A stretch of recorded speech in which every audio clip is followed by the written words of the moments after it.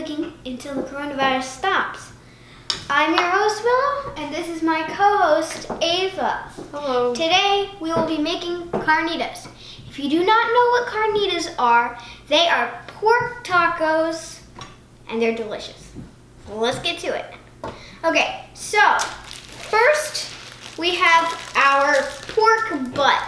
So we took the pork butt and we put it in our crock pot, and now we're gonna season it. So what we are doing sweet paprika, cumin, and ground ginger.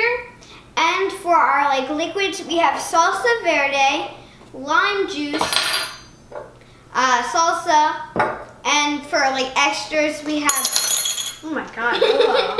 we have garlic and a onion. All right, so I'm gonna put the onion into the crock pot. And I am going to do 3 tablespoons of lime.